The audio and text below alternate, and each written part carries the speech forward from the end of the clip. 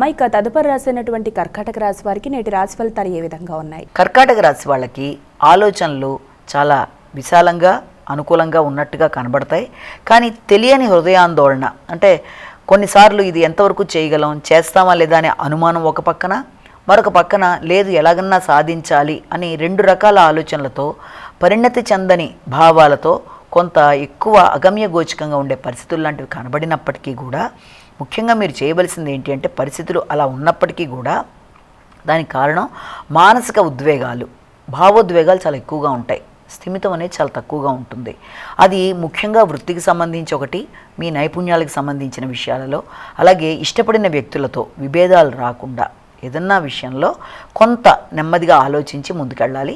ఉపాసనకు సంబంధించిన విషయాల్లో ఆటంకాలు ఏర్పడినా కూడా అది చూసి కంగారు పడకుండా ఆ రకమైన భావాలు పరిస్థితులు తాత్కాలికమే అన్న విషయాన్ని గమనించుకొని జాగ్రత్తలు తీసుకుంటూ ముందుకు వెళ్ళి దాని ప్రకారం ముందుకెళ్తే ఇబ్బందులు అనేవి ఉండవు. సింహరాశి.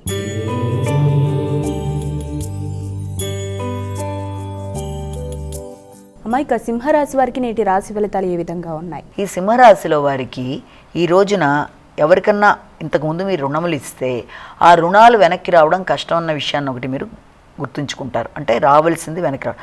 అలాగే తల్లిదండ్రులకు సంబంధించిన సౌకర్యాలు కానీ వారి ఆరోగ్యానికి సంబంధించిన విషయాల్లో కానీ ఎక్కువ దృష్టి సారించడం, స్థిరాస్తులు మొదలైన కొనుగోలు కొరకు భూమికి సంబంధించిన విషయాల్లో ఆలోచనలు ముందుకు వెళ్ళే విషయంలో అది కొంత సామాన్య ఫలితాలు ఇవ్వడం, అన్నిటికంటే ముఖ్యంగా వాహనాలు నడిపే విషయంలో కానీ విద్యా సంబంధమైన విషయాల్లో కానీ తగిన విధంగా జాగ్రత్తలు తీసుకుంటూ ముందుకు వెళ్ళాలి. అంటే ఓవర్ కాన్ఫిడెన్స్ విద్యార్థులకి మంచిది కాదు. అలాగే డ్రైవింగ్ చేసేటప్పుడు కూడా ధైర్యంగా నేను చేసేస్తాను అని కొత్తగా డ్రైవింగ్ నేర్చుకునే వాళ్ళు కూడా తగిన విధంగా జాగ్రత్తలు తీసుకుంటూ ముందుకు వెళ్ళాలి. కన్యా రాశి.